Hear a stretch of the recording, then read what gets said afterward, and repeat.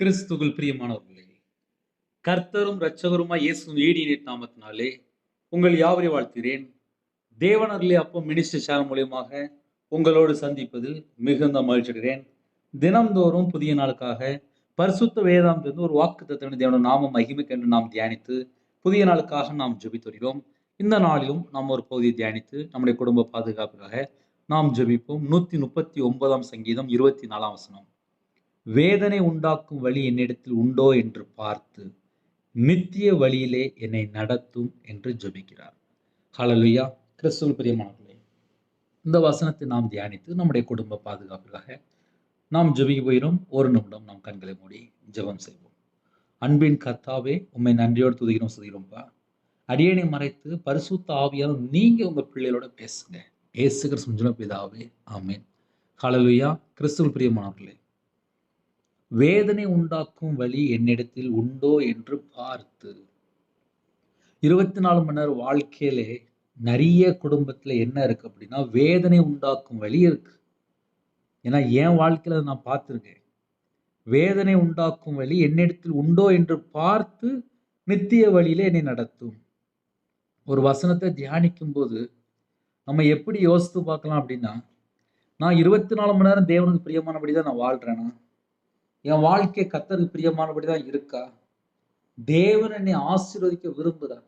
அதுக்கு தடையா இருக்கிற காரியங்கள் என்னுடைய வாழ்க்கையில எத்தனை காரியங்கள் இருக்கு. இப்படி நம்ம யோசித்து பார்த்தாச்சுனால போதும் 90% பிரச்சனையை கண்டுபிடிச்சிடலாம். ஏன்னா என் வாழ்க்கையில நான் அப்படி கண்டுபிடிச்சிருக்கேன். பொய் பேசினால் நாசம் அடைவார்கள் என்று வேதம் சொல்கிறது. நான் வியாபாரத்துல இதனால அதிகமா பொய் பேசியிருந்தேன். ஆனா கையில பைபிள் எடுத்து வாசித்து பார்த்தா தெரியுது, பொய் பேசினாலும் இவ்வளவு ஆபத்து இருக்கா அப்படின்னு சொல்லி அறிந்து கொண்டேன். இதை ஏன் நம்ம புதிய நாளுக்காக நம்ம வாக்குத்தத்தங்களை தியானிக்கும்போது சொல்ல வேண்டியிருக்கு அப்படின்னா, வேதனை உண்டாக்கும் வழி. ஒரு குடும்பத்துல பார்த்தா மதுபான அடிமையில இருப்பாங்க.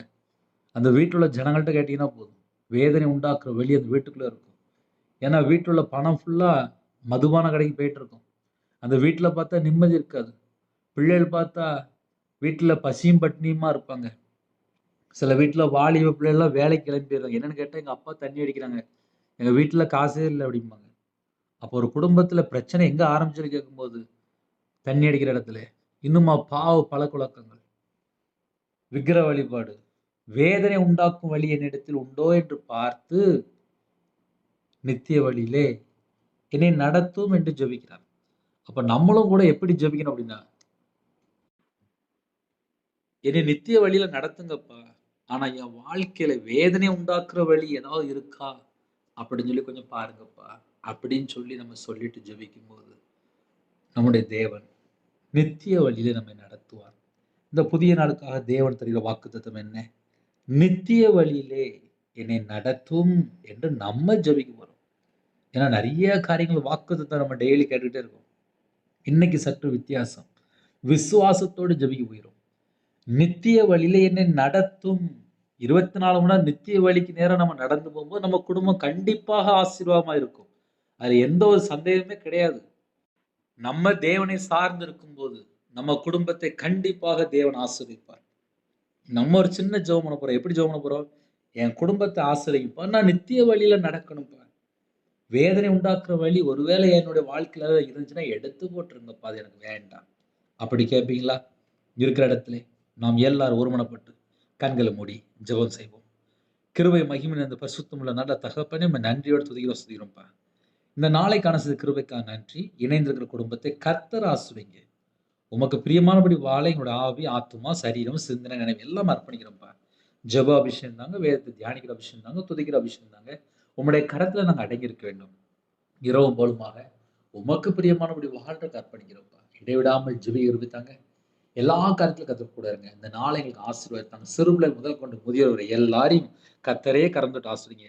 அவங்களோட மன விருப்பத்தை நிறைவேற்றித்தாங்க. அவங்களுடைய எல்லா சூழலையும் கர்த்தர் மாற்றி நித்திய வழியிலே அப்போ அவங்க பிள்ளைகள் நடத்துங்க ராஜா.